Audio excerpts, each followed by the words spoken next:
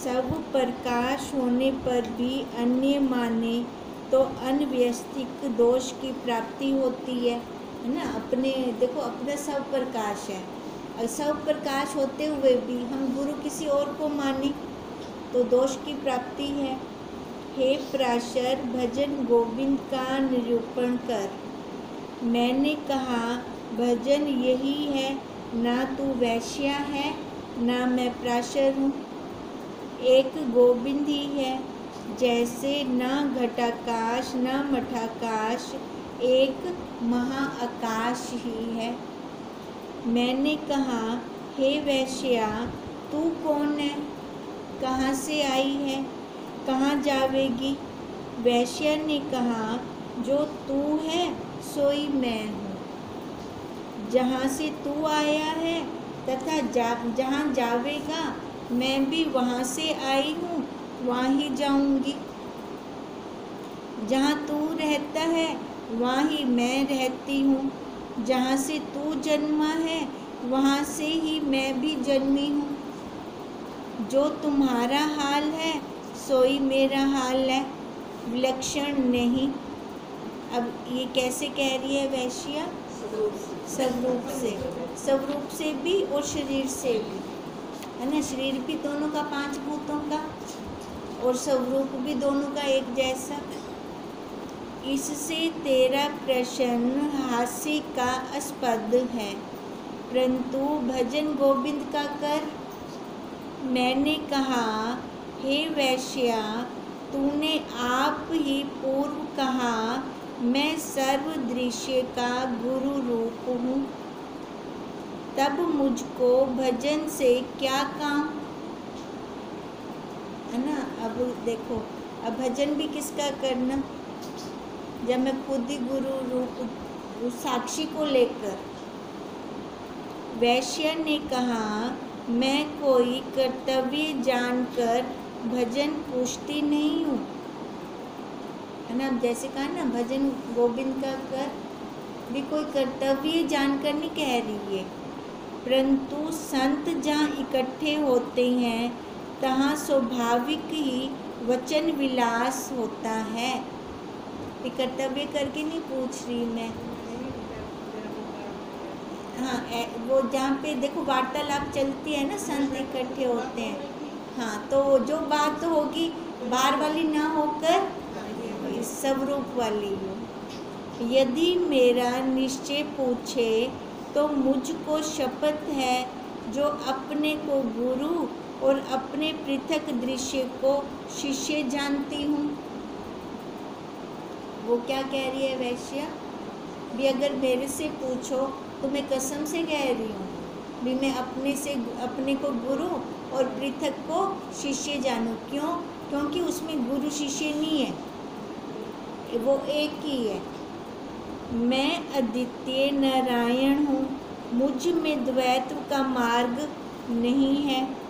मैंने कहा, हे वैश्या, तूने गुरु शिष्य की कल्पना क्यों की, जब तू अद्वैत है। वैश्य ने कहा, गुरु शिष्य की कल्पना भी कल्पना मात्र है, कल्पना ही तो है ये सारा। कहा तो क्या घाटा है, ना कहा तो क्या बाधा है। हे पराशर, मिथ्या अहंकार को छोड़, जो मुझको स्वरूप की प्राप्ति होवे। मिथ्या अहंकार को छोड़, जो मुझे स्वरूप की प्राप्ति होवे। मैंने कहा, तूने कहने मात्र को क्यों प्रमाण किया। अब वैश्य ने कहा ना, गुरु का क्वेश्चन तो पराशर जी ने पूछा था, तेरा गुरु कौन है। फिर उसको वैश्य ने विस्तार से बताया, है ना, जो अंधकार से प्रकाश की ओर लेकर जाए। अब यही पराशर जी कह रहे हैं, जब मैंने तेरे से पूछा तो तूने भी प्रमाण क्यों दिया कि मैं साक्षी गुरु हूँ। तो वहाँ पे एक को गुरु माना तो दूसरे शिष्य हो गया अपने आप ही। वैश्य ने कहा, जैसे तूने कहने मात्र को प्रमाण किया था। कहने मात्र को किया क्योंकि उन्होंने पूछा ना तेरा गुरु कौन है। हाँ, कहने मात्र को प्रमाण किया था, परंतु क्या चिंता है, मृग तृष्णा का जल है नहीं, परंतु कहने में आता है तो कुछ नहीं ना, दूर से दिख रहा है मृग तृष्णा का जल, पर पास जाओ तो कुछ नहीं है। अवधूत ने कहा, तेरे कहने से भ्रम सिद्ध हुआ। वैश्य ने कहा, अस्ति भांति प्रिय रूप भगवान से जो भिन्न प्रतीति है सो भ्रम है। जैसा वैश्य के पास क्वेश्चन किया गया उसने वैसा आंसर दे दिया, है ना। अब पराशर जी को तो चुप करा दिया वैश्य ने। अब दूसरे संत बोले, है ना। अब दूसरे संत ने क्या किया, भी तेरे कहने से भी दुई में आकर बोला ना, गुरु शिष्य दो बने, दो में आकर कहा तो भ्रम सिद्ध होता है। तो वैश्य क्या कहती है, अस्ति भांति प्रिय रूप से, शिष्य भी गुरु है, गुरु भी शिष्य है, दोनों एक हैं। प्रिय रूप भगवान से जो भिन्न प्रतीति है सो भ्रम में। अगर हम देखते हैं तो सारा वही है, भिन्न है नहीं। जो अपनी दृष्टि भिन्न है तो हमें सामने भिन्न दिखेगा। वास्तव में विचारती हूँ तो भ्रम भी कहाँ है। भ्रम भी तो अस्ति भांति प्रिय रूप से देखें तो भ्रम कहीं टिकता है, कहीं बचता नहीं भ्रम भी, भगवान ही है। अवधूत ने कहा, तेरे कहने से जाना जाता है, जैसे भ्रम है तैसे ही भगवान है। फिर कहने की क्या जरूरत, पर वाणी से तो बोला जाएगा ना कुछ ना कुछ। इसी कारण से तू वैश्या हुई है कि भगवान और भ्रम को सम कहती है। वैश्य ने कहा, भगवान और भ्रम दोनों शब्द मात्र हैं, दोनों शब्द मात्र हैं ना, आकार में आ गए, है ना, नाम रूप में आ गए। मैं अवार्ड मानस गोचर इन शब्दों से तथा शब्दों के अर्थ से अतीत हूँ। हम सारे अतीत हैं, परंतु हे अवधूत, तेरे वचनों लक्षणों का तू दृष्टा कैसे हुआ है। हे अवधूत, मेरे वचनों लक्षणों का दृष्टा तू कैसे हुआ है। अब कहने का क्या मतलब है, मैं अपनी साक्षी स्वयं हूँ। हाँ, मैं देखो, हम सारे अपने साक्षी स्वयं हैं, हम अपनी स्थिति स्वयं जानते हैं, हमसे ज़्यादा कोई नहीं जान सकता। जैसे स्वप्न का पुरुष स्वप्न दृष्टा के व जागृत पुरुष के वचनों लक्षणों का दृष्टा नहीं हो सकता। जो स्वप्न का पुरुष है ना, और जो जागृत का है, स्वप्न वाला जागृत को नहीं जानता, उसका दृष्टा नहीं हो सकता। वह सोया पुरुष जागृत पुरुष के हाल का मर्म नहीं हो सकता। तैसे मुझ जागृत का तू सोया कैसे दृष्टा हो सकता है। अपने आप को वो जागृत कह रही है ना। तुझको लज्जा नहीं आती। अवधूत ने कहा, लज्जा आदिक करूं, लज्जा आदिक सर्व पदार्थों को बोए कर अवधूत हुआ हूँ, है ना। विलज्जा छोड़कर ही तो मैं अवधूत हुआ हूँ, संत हुआ हूँ। तो शर्म कैसे, फिर शर्म कहाँ, लज्जा कहाँ, शरीर पर। लज्जा किस से करूँ, कोई दूसरा हो तो लज्जा की जाए। मैं अद्वितीय हूँ। वैश्य ने कहा, बड़ा आश्चर्य है। जो आकाश अपने में नीलिमा के धोने का उद्यम करता है तो हंसी का आस्पद होता है। हे अवधूत, सर्वपद अहंकार में है ना। जितनी भी उपाधियाँ हैं कहाँ है? शरीर पे बैठ के। जब अहंकार को तूने धोया, नाम त्यागा है तो सर्व त्यागी है, नहीं तो कुछ धोया नहीं। अगर थोड़ा सा भी रह जाते हैं ना अहंकार, हमें पता नहीं चलता।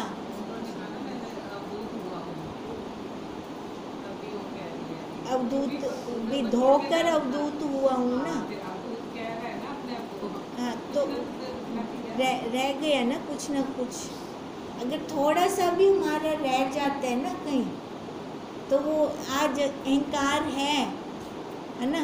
अब अवधूत की उपाधि भी तो अहंकार है ना ये। जब तू कहे मैंने अहंकार को त्यागा है तो सर्व कर्मों का धोना, कथन चिंतन कौन करेगा? जब एक बार त्याग ही दिया है ना, तो कहने में थोड़ी आएगा, वो शब्दों में थोड़ी आएगा। अब उन्होंने कहा था ना, अवधूत मैं त्याग के हुआ हूँ, शर्म को लज्जा को त्याग कर हुआ हूँ। क्योंकि अहंकार से ही कथन चिंतन होता है, अन्यथा नहीं। अवधूत ने कहा, क्या करूं? अब तो बता फिर मैं क्या करूं? वैश्य ने कहा, कर्तव्य से कुछ न कर, है ना। अब मेरे को जैसे हम कहते थे मोक्ष चाहिए, तो वो कुछ करना थोड़ी है मोक्ष के लिए हमें। अगर कुछ करती हूँ तो उपाधि में हूँ, है ना, वहाँ से पकड़े जाते हैं हम फिर। सम्यक अपने स्वरूप को जान। अब उन्होंने कहा ना वैश्य को, तो मैं क्या करूं? वैश्य ने क्या कहा? कर्तव्य से नहीं करना कुछ भी। क्या करना है? सम्यक अपने आप को जानना है। जो कर्तव्य प्राप्त होता है सो मिथ्या है। मोक्ष के लिए मेरे को इतनी माला करनी है, या इतना अनुष्ठान करना है, या ये तप करना है, ये जो कर्तव्य है वो करना है, कर्तापन में रहा। ठीक है, जो कर्तापन में रहता है वो मिथ्या होता है। संत निष्कर्तव्य पद में स्थित हैं। जितने भी संत हैं, कुछ करना थोड़ी है। जहाँ वासनाओं का अंत होता है वहाँ संत होता है। तो क्या किया? वासनाओं का अंत, पहले जैसे उन्होंने पहले बोला ना वैराग्य, है ना, उसके लिए षट संपत्ति, पहले वो साधन है, वो साधन अपनाने पड़ेंगे। फिर उसके बाद फिर त्याग का भी त्याग। फिर वो हमें नहीं लगेगा कि मैंने कुछ त्याग की है। ठीक है, तो वही पद संत का होता है। वास्तव से कर्तव्य अकर्तव्य अभिमान से ही रहित है संत। ठीक है, संत के लिए कोई कर्तव्य नहीं है, कोई अकर्तव्य नहीं है। प्रारब्धवश जो आ पड़ता है वो कर देते हैं, जो नहीं है प्रारब्ध के वश आया उसको छोड़ देते हैं। अब ना हमें यहाँ भी कंफ्यूजन हो जाती है कि ये मेरी प्रारब्ध है या मेरा स्वयं की इच्छा है ना। बहुत बार यही इसी में उलझ जाती है। तो अब इसका क्या आंसर आना चाहिए कि ये मेरी प्रारब्ध है कि स्वयं की इच्छा है? कैसे जाने इसको?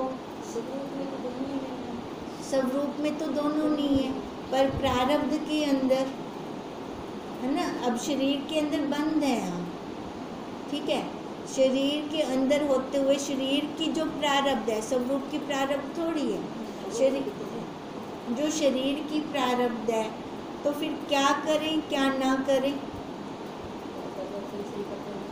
हाँ जी,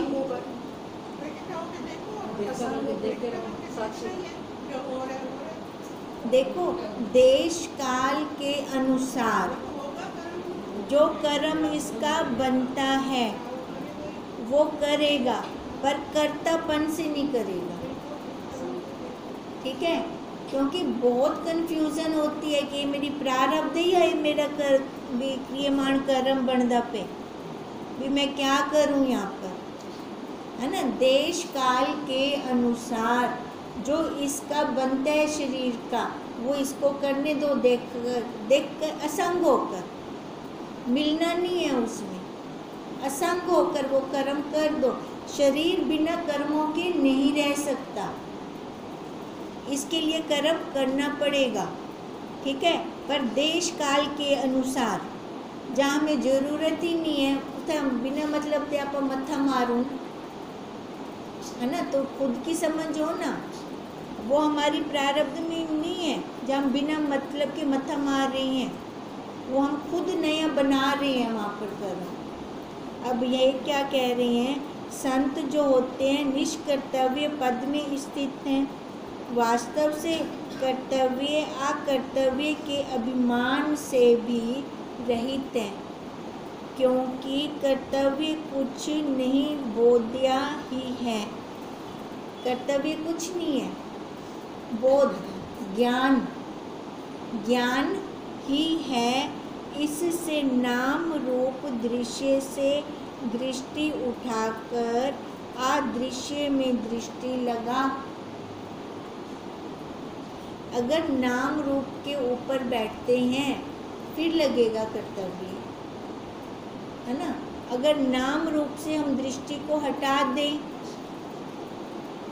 जैसे सर्व के लिए जो जरूरी हो वो अगर हम करते हैं, ठीक है, तो वहाँ पे कुछ अकर्तापन से भी मैं कर रहा हूँ इनके लिए, ऐसा भावना।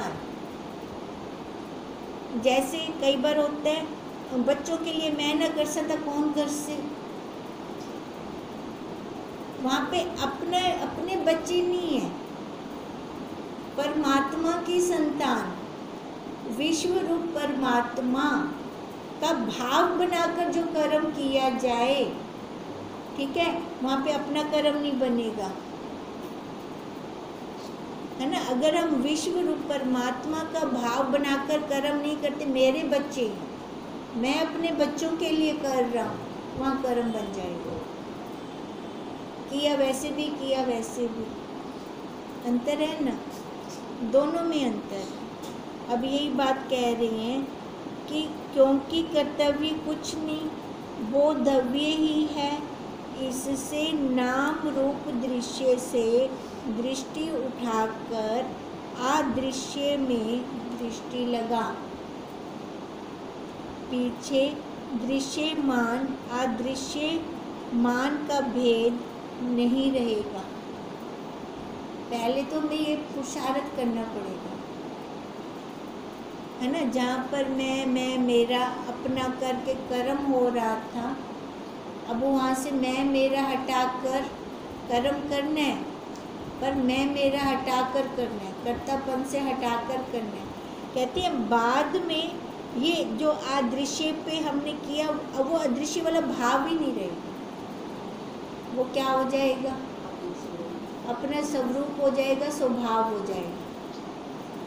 आंख झपक रही है, अब हम कहते हैं या आपको भार लग दे कोई भी, बार बार कितनी बारी मैं झपका, मैं तो थक गई झपकते झपकते, कभी लगा मैं भार, कभी नहीं लगा ना।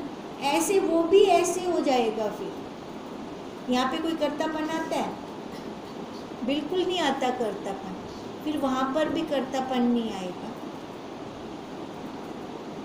जैसे खांड के खिलौने के नाम रूप त्यागे बिना बालक को सम्यक चीनी बोध नहीं होता।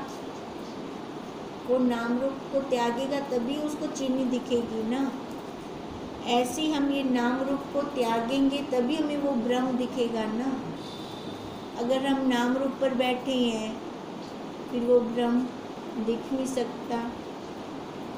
सागो उपांग चीनी जाने पीछे, खिलौने के नाम रूप त्यागने का कुछ प्रयोजन भी नहीं है।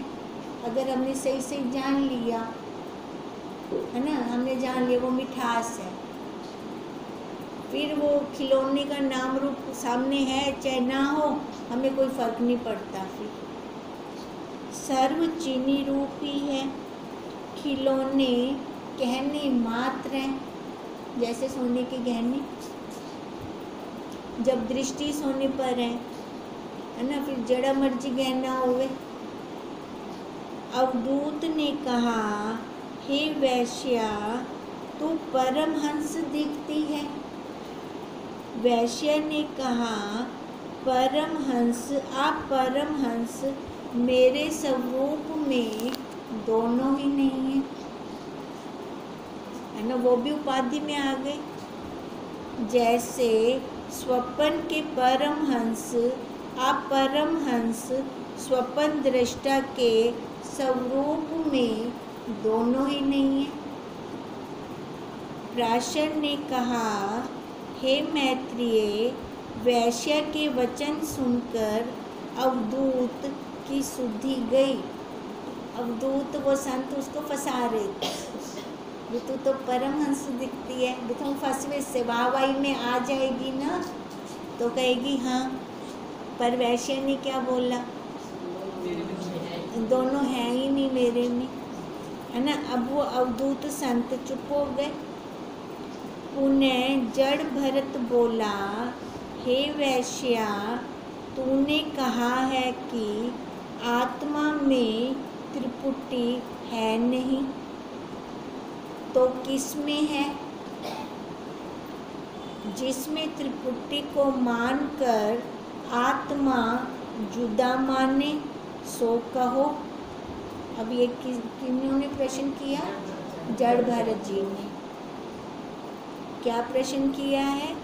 कि आत्मा में त्रिपुटी है नहीं, जिसमें त्रिपुटी मानकर हम आत्मा को जुदा माने, है ना, क्योंकि आत्मा में तो त्रिपुटी नहीं है, तो फिर किस में त्रिपुटी है, तो हम उसको अलग कर दें। सो कहो, ऐसा चैतन्य आत्मा से भिन्न त्रिपुटी का आधार है नहीं। अब इस त्रिपुटी का आधार उस चैतन्य के बिना है नहीं। त्रिपुटी आत्मा रूप ही है ना। उनका कहने का क्या मतलब है? त्रिपुटी ही, क्योंकि त्रिपुटी उस पहले क्या प्रश्न किया? त्रिपुटी आत्मा में नहीं है, तो फिर त्रिपुटी किस में है? हम आत्मा को जुदा माने, वो बता। फिर क्या कह रही हैं कि जो त्रिपुटी का आधार है वो चैतन्य ही है, तो चैतन्य ही तो फिर आत्मा रूप हुआ, फिर वही त्रिपुटी ही तो आत्मा रूप है। परंतु आप ही अपने को देखता है, आप ही अपने को सुनता है, आप ही अपने को स्पर्श करता है, क्योंकि ये देखना सुनना जानना त्रिपुटी में होता है। अब ये त्रिपुटी है शरीर की, ठीक है।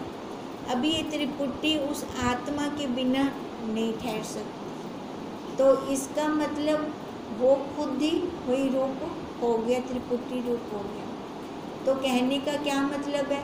खुद ही अपने से स्पर्श कर रहे, खुद ही अपने से सुन रहे, खुद ही बोल रहे, खुद ही खा रहे। इसी प्रकार सब इंद्रियों में जान लेना।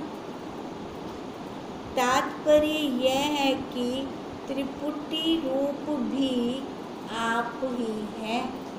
अब देखो वो है तो हम बोल रही हैं ना, तभी हम कुछ जान पा रही हैं, है ना। भले ये साधन साथ लगे पड़े हैं हमारे, अगर वो ही ना हो तो ये त्रिपुटी किस काम की? त्रिपुटी काम की नहीं है ना फिर हमारे, फिर तो हम ज्ञान भी ना ले सके। ज्ञान लेने के लिए ये साधन चाहिए। तो इसका मतलब ये भी फिर वही रूप हो गया, तिसका दृष्टा, अधिष्ठान तथा आधार भी आप ही है।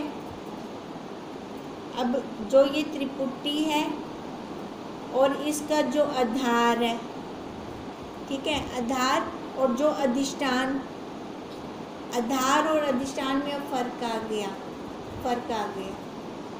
आधार और अधिष्ठान में फर्क कैसे? अधिष्ठान इन्होंने बोला मटके को, शरीर को, और आधार बोला उस साक्षी को, ठीक है। अब जैसे मटका अधिष्ठान, मटके का आधार वो मिट्टी, अब वो ये कह रही हैं मिट्टी है तो मटका है। अब यही बात कह रही हैं, आप ही अपने को स्पर्श करता है, इसी प्रकार सब इंद्रियों से जान लेना। तात्पर्य यह है कि त्रिपुटी रूप भी आप ही है, तिसका दृष्टा, अधिष्ठान तथा आधार, ये शरीर और वो साक्षी स्वयं खुद हो गया, है ना, वो खुद ही हो गया, आप ही है। जैसे स्वप्न में स्वप्न दृष्टा ही दृष्टा, दर्शन, दृश्य रूप त्रिपुटी भी आप ही होता है। स्वप्न में वही दृष्टा, स्वप्न दृष्टा। अब और तो कोई है नहीं, कितना कुछ उसने बना दिया, स्वप्न नर भी आ गए, है ना, और भी आ गए, ये महल भी खड़े हो गए, बगीचे, बाग बगीचे भी आ गए, ये सारी त्रिपुटी उसने खुद अपने से बनाई। और जब जागृत हुआ तो अपने में लय हो गई। अब कहने का क्या मतलब, ये सारे हमने खुद बनाए, वो भी और ये भी हमने खुद बनाया। अब जब ये जागृत में आएंगे तो ये सारे लय हो जाएंगे, फिर वही हम एक रह जाएंगे। पहले हमें दिखेगा अलग अलग दिखेगा, ये नाना तत्व दिखेगा, पर ये नाना तत्व नहीं है, ये वही एक है, ये सारा वही एक है। अब इसके लिए वही एक हमें दृढ़ता चाहिए, अपने स्वरूप की दृढ़ता चाहिए। जैसे संतों को सब ये मजाक लगता है, ऐसे ही हमें भी ये सब मजाक लगे। उनके लिए ये सब हंसने का है, बाहर का विलास, हमें भी ये हंसने का लगे। हमें कोई दो शब्द जब कोई कह देता है अंदर न जाए, क्या लगे? परमात्मा, विश्व रूप परमात्मा, है ना, या यो तो संसार है, यो तो संसार है, या इमें लगे। जब ये ऐसे ही लगने लग जाएगा, दृढ़ता अपने में होती जाएगी, होती जाएगी, होती जाएगी। अब ये जब दृढ़ता एकदम ठोस हो जाएगी ना, किसी का कुछ अत्ता पत्ता ही नहीं होगा फिर, बस वो तो शरीर की प्रारब्धि ख़त्म करनी होगी। फिर डांटने के टाइम डांट दो, प्यार के टाइम प्यार कर दो, खाने के टाइम खा लो, रस स्वाद ले लो, पर सब कुछ लेते हुए भी अपने में, बस यही स्थिति चाहिए हमें अपने, हम सबको हमारी यही स्थिति हो, फिर क्या संसार थे क्या ब्रह्म, फिर सब वही एक ही है। ओम तम नमामि।